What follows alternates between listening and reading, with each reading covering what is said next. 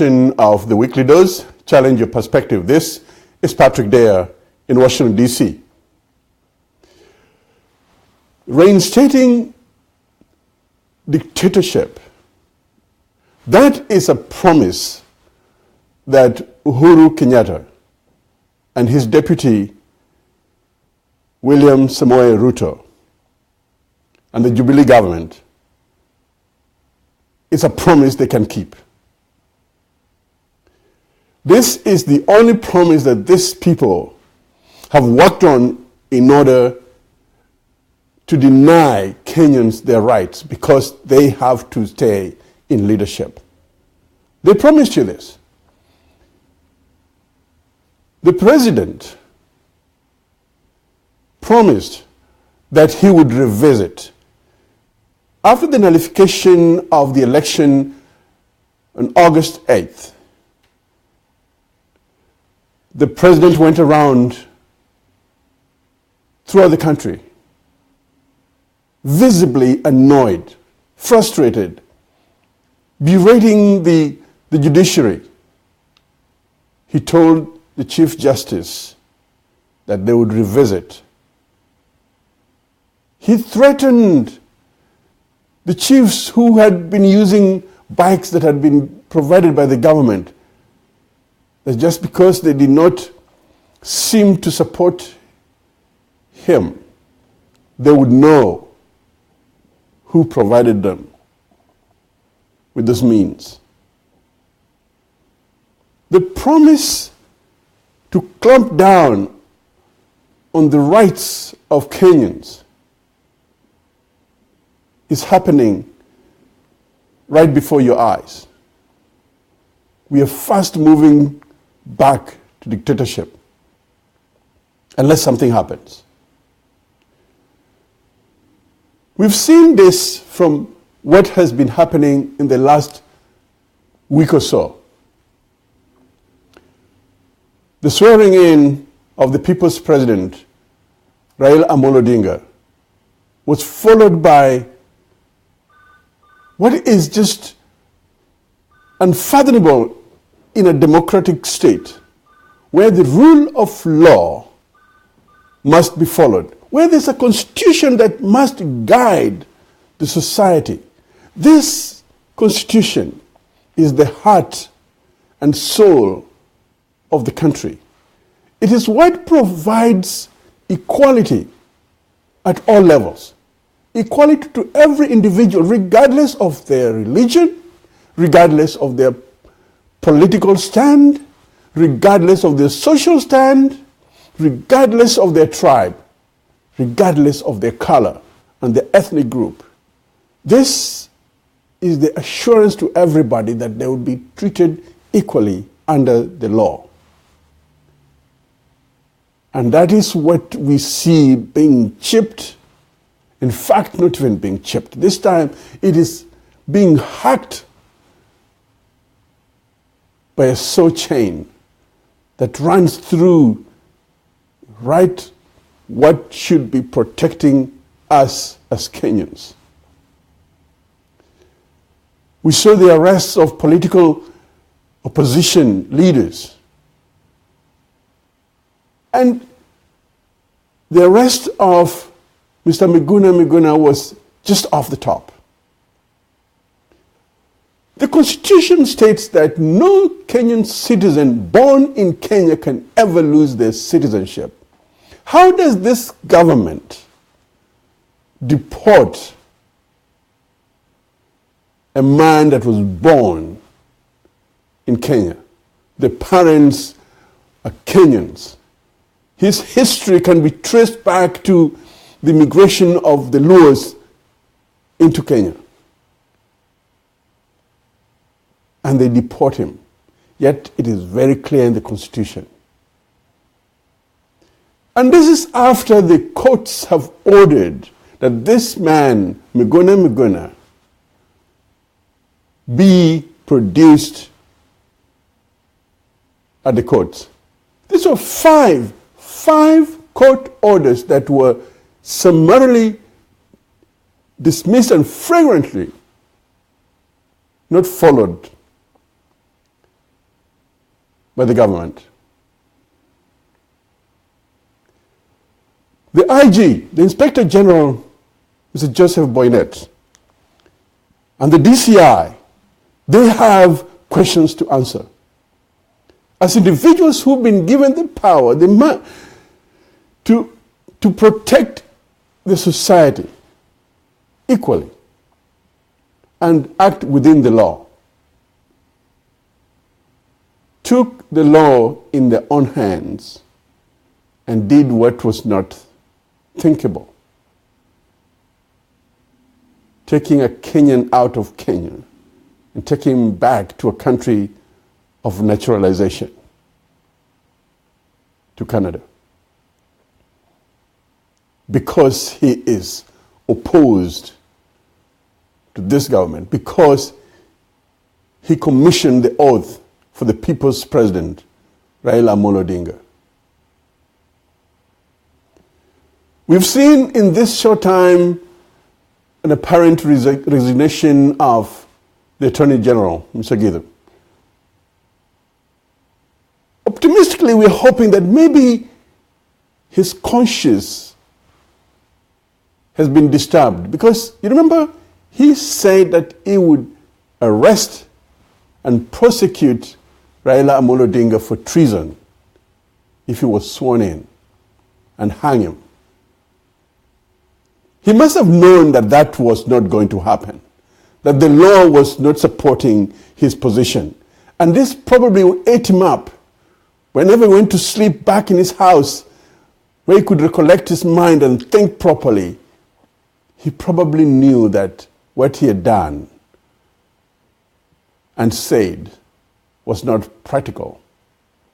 And so maybe the honorable thing to do was to resign. But of course, his resignation is loaded. Nobody knows why. If you look at the trend, you cannot discount the people who say that they're probably an ulterior motive.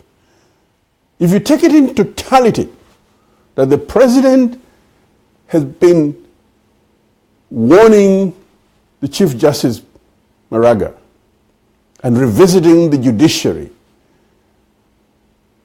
one cannot discount the fact that maybe this was to make way for the Attorney General later time down the road be installed as the Chief Justice. This president has done everything to place people in positions that will protect his interest and the interest of Jubilee Party and his deputy, because they want to rule Kenya for an unspecified time.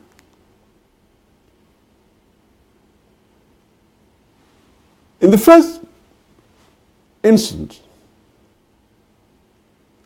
we have, as Kenyans, be very vigilant about how we see ourselves emerging from this horrible time in Kenya.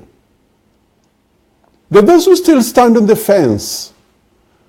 The middle class, they don't want to speak up. Everything is all right with them. They can go back to their houses, the bungalows, and lock the gates and feel safe. But are you safe? When the center cannot hold anymore, are you safe?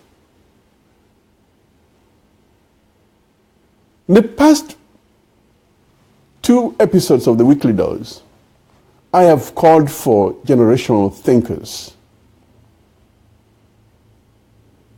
We all have to be, as individuals, generational thinkers. How do we leave this country for the next generation? What are you doing as an individual in your bungalow, in your apartment somewhere? How do you affect tomorrow positively? What is your role in this society going forward? The youths of today, what is in your role to make this country a better place? We can either all sit home and watch as our democracy is thrown to the dogs because we support our man. He comes from my tribe. Or we can say that what is reasonable for a long-term sustenance of this country.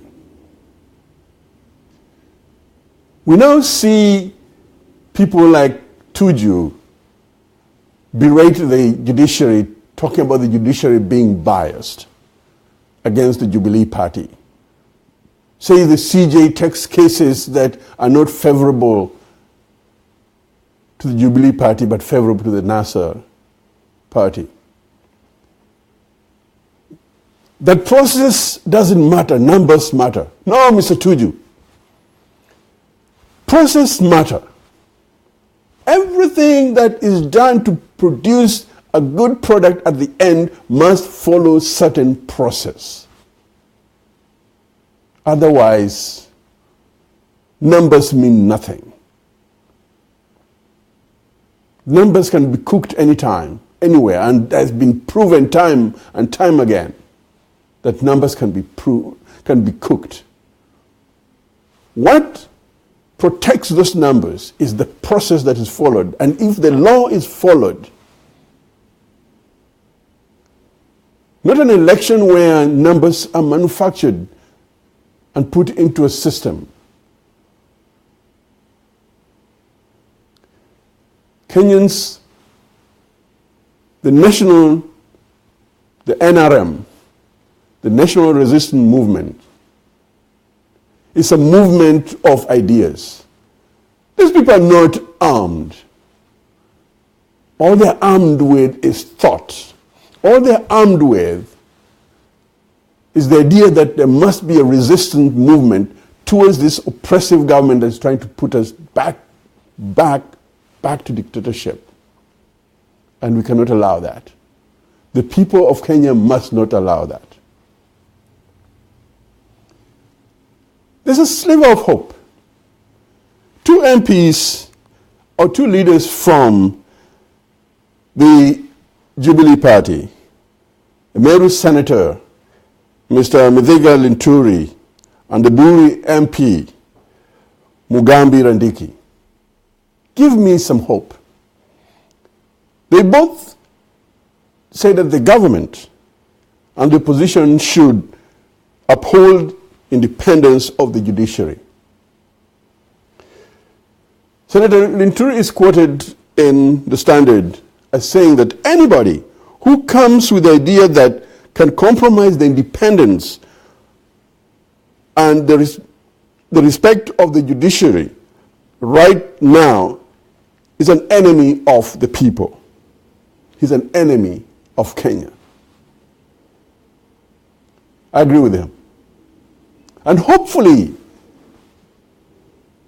those in the Jubilee Party in government will have a soul searching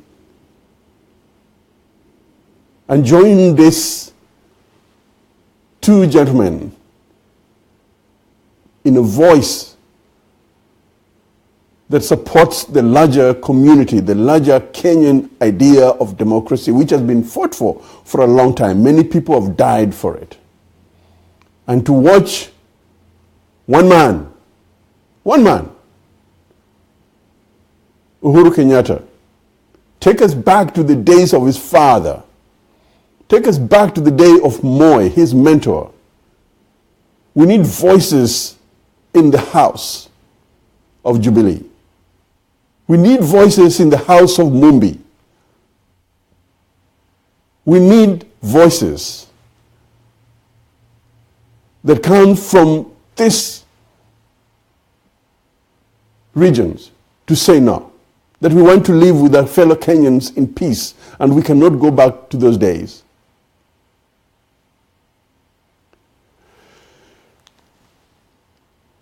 The idea of the revolution is an idea that comes when people are tired, and Kenyans are tired. And Kenyans are not going to hold back. and let a president take us to days where just a mere thought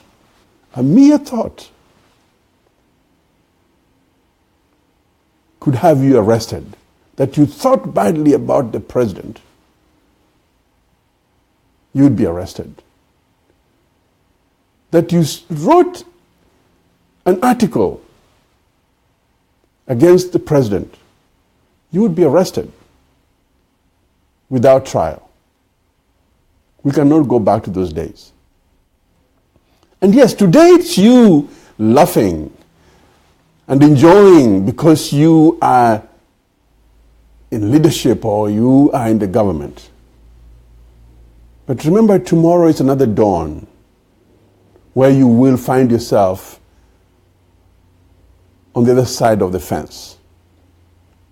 If you don't protect the fundamental idea of freedom, that all institutions must be strong enough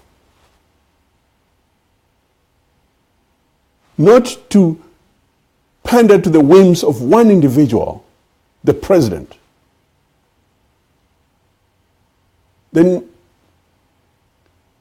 you're lying to yourself, because tomorrow will come and that tomorrow may not be in your favor. You will be outside looking in and wondering, what did I do when I was inside? We've seen the resignation of the South African president, Jacob Zuma. The Prime Minister of Ethiopia resigned. These were groundswell movements where these leaders had to go. The people were tired. And Kenya, we are coming to that point where the people are tired of promises of better tomorrow that don't come, but promises of repression that come quickly, with the police swooping people's houses and knocking down with mini bombs and deporting people. And those in the diaspora don't sit pretty either. You've just seen what can happen to you when you go back home. Your rights, you could be also be put in a plane in the middle of the night and sent back to a country that all you did was go there to find better living. Just because you may speak ill of a government. Maybe not now, but future governments. Should we let this kind of government engrave itself in our society where the rule of law is not respected? It may not happen to you now, but that is a future we do not want to be involved in. These people are no longer honorable. The leader of the opposition party in South Africa gave a scathing address to the former president, Mr. Zuma, told him how he can only call him honorable because he respects the office of the president, but not because he was an honorable man. And that is the case with Uhuru Kenyatta right now. He is not an honorable man. He is not honorable because there's nothing that he is leaving to this country that we can say he moved us forward. He's not a generational thinker. Neither is his vice president.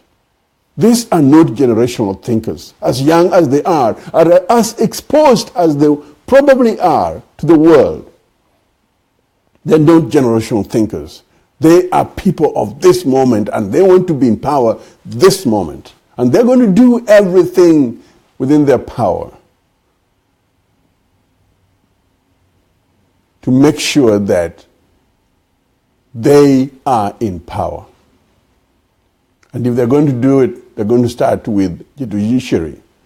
They're going to put people like Matiang'i who don't care about due process. Again, I say there's a sliver of hope. There's a silver lining. The judiciary has shown that they can be independent. The latest ruling is that Miguna must be brought back into the country in 7 days. That's a glimpse of hope. And let's hope that that institution that protects our laws will keep their independence, as much as they may be put in a turbulent sea with a leaking boat. Let's hope they keep their cool. Get that water out every time. Work hard at keeping this nation intact and marching towards democracy. And if that means not being in favor, that is your legacy. That will be your contribution to this country, to every Kenyan. And that is my viewpoint. That is my perspective. What's yours? This is Patrick Dare in Washington, D.C. Resist, resist, resist dictatorship. Thank you.